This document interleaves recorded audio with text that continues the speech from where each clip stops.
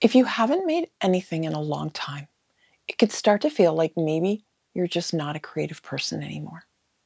Like that part of you just faded somewhere along the way. Before we dive into today's conversation, I'd just like to say hello and welcome. I'm Janet, architect turned creative renewal coach and watercolor artist.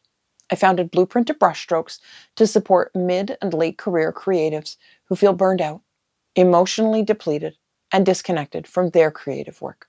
But more than that, I'm really trying to create a space where thoughtful, sensitive people can reconnect with themselves and express their creativity without fear or judgment, whether that's through these videos, my newsletter, reflections on the blog, or through coaching.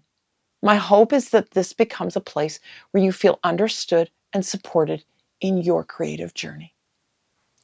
The longer the feeling of doubting your creativity goes on, the easier it is to believe that story. That maybe it was just a phase, or something you outgrew, or something other people get to have, but not you. But over time, you don't just stop creating. You start to feel like you've lost a part of yourself. And perhaps somewhere in the background, there's a quiet worry that a meaningful part of who you are might remain unexplored or unexpressed. As Wayne Dyer once wrote, "Don't die with your music still in you." I remember feeling this way too. There was a period where I hadn't painted in a very long time, and it didn't feel accessible to me anymore. Not because I didn't care, but because I was so depleted and so disconnected, I didn't know how to come back to it.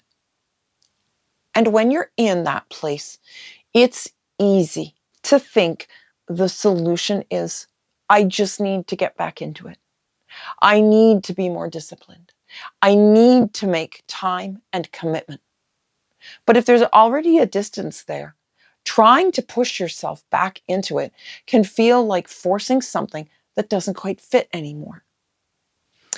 What I've come to understand is this: you don't stop being a creative person just because you haven't created in a while. Creativity isn't something you lose. It's something that can become disconnected or quiet or set aside when life is asking a lot of you. And often that distance isn't accidental.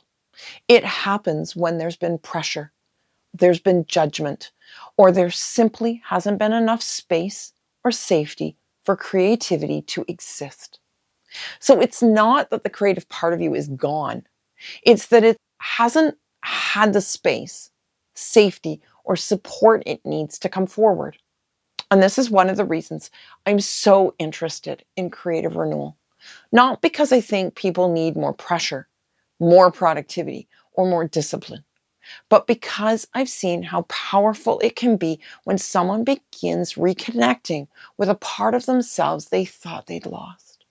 In fact, that's exactly what inspired the Creative Confidence Reflection Guide, to help people gently explore where they are right now before trying to force themselves into action.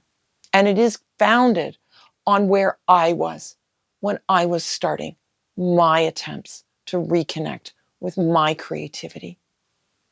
So instead of asking, am I still creative?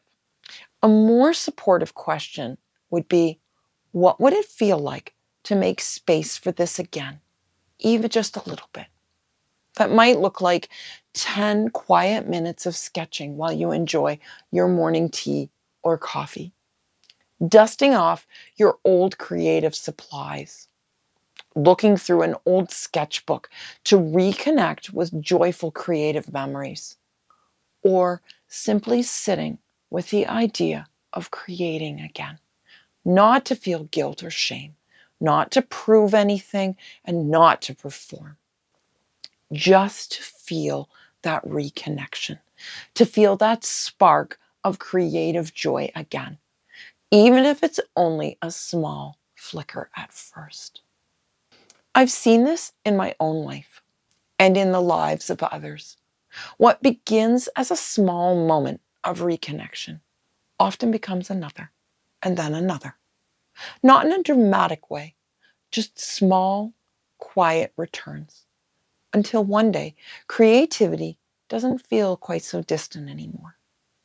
What changed wasn't their talent. What changed was their relationship with their creativity. So, if you haven't created in a long time, it doesn't mean you're not a creative person anymore. It just means that a part of you has been waiting for the right conditions to return. If today's conversation resonated with you, you'll find links in the description to some of the resources I've mentioned, including the Creative Confidence Reflection Guide, my newsletter, and additional reflections on creative renewal. And if you're looking for more personalized support in finding your way back to your creativity, I do offer one-on-one coaching built around that process. And I would love to support you if that feels like the right next step for you. The takeaway is this: creative identity isn't something you earn. It's not something that simply vanishes because life became busy, difficult, or demanding. Sometimes it simply gets quieter for a while. And often the way forward isn't proving that you're creative.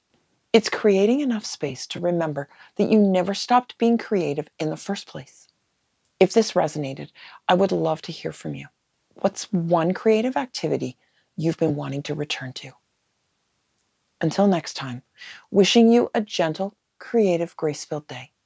And I'll see you in the next video.